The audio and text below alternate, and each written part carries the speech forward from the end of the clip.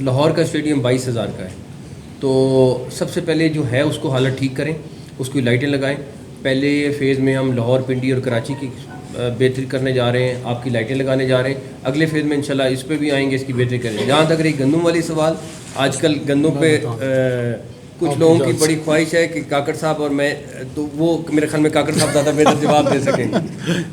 دیکھیں جی، میں نے کبھی نہ اس کو صوبوں پہ ڈالا ہے نہ کسی اور پہ ڈالا ہے. میں نے اپنی ذمہ داری لی ہے. جب میں گندم کی ترسیل، گندم کی کنزمپشن اس کو ایکسپلین کر رہا ہوتا ہوں، تو آپ ہمارے جتنے دوست ہیں میڈیا کے، وہ میرا کبھی ایک لفظ، کبھی آدھا جملہ، کبھی پورا جملہ، کبھی آدھا پیراگراف، جو ان کی خواہش ہوتی ہے اس کے خواہش کے مطابق ٹکر چلانے شروع کر دیتے ہیں. میں اپنے بات پہ تو کنٹرول رکھتا ہوں، لیکن میڈیا کے ٹکرز پہ میرا کنٹرول ہے نہیں. میں بعض اوقات اپنے متعلق ٹکرز خود دیکھ کے حیران رہ جاتا ہوں کہ یہ بات میں نے کہاں کی تھی. پھر مجھے جو ہے نا اس کو ریکنسائل کرنا پڑتا ہے اور اس کے لیے ایک اور انٹرویو دینا پڑتا ہے.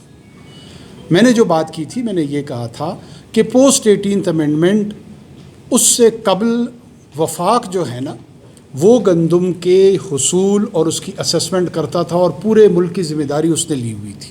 ایگریکلچر ڈپارٹمنٹ اس کا ہوتا تھا، food department. Post 18th amendment میں کتنی آپ کی پروڈکشن ہے، پنجاب کتنا پروڈیوس کر رہا ہے، سندھ کتنا پروڈیوس کر رہا ہے، کے پی، بلوچستان، اور کتنا اس نے کنزیوم کرنا ہے، کتنی اس کی کھپت ہے، یہ ڈیٹا یہ اکٹھا کرتے ہیں ان کے پٹوار خانے کہ جی اتنے ایکڑ زمین یہاں پر آباد ہو رہی ہے، اتنے ایکڑ وہیں آباد ہو رہی ہے، اور یہ جمع کر کے فوڈ سیکیورٹی جو اس وقت اینڈ ریسرچ ڈپارٹمنٹ ہے فیڈرل گورنمنٹ کا، اس کے پاس ریکنسائل ہوتا ہے.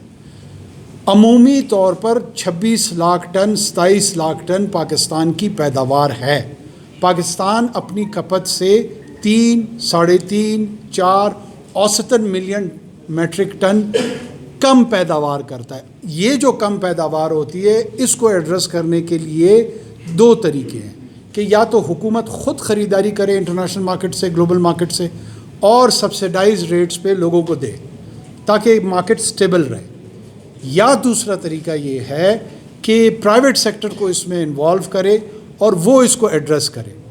تیسرا جو سب سے اہم نقطہ ہے، جو بدقسمتی سے اس وقت بھی اتنے بڑے کرائسس، سیلف کریٹڈ کرائسس کے بعد جو کوئی بھی اس پہ بحث نہیں کر رہا، کہ جو ہمارا R&D ہے، ریسرچ اینڈ ڈیولپمنٹ، جس میں اگر تھوڑی سی انویسٹمنٹ ہو تو یہ 4 ملین کا ٹن کا گیپ، اور یا شاید اس سے زائد، وہ کیسے ہم پروڈیوس کر سکتے ہیں. کوئی اس پہ بحث نہیں کر رہا.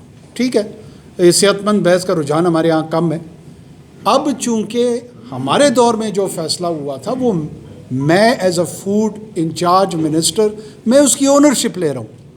جو دوسرے صاحب جو ہمارے ساتھ وزارت میں آئے تھے، وہ کافی بعد میں ہماری کابینہ میں شامل ہوئے تھے. اس ECC کا جو ڈیسیجن ہوا تھا، I was minister in charge of the food security department. جو اسٹیمیٹ اس وقت صوبوں سے آئی تھی، اس کی بنیاد پہ PDM کی حکومت تھی، اس نے اس ڈیٹا کو ایکسیپٹ کر کے ECC میں ایک سمری جنریٹ کی تھی.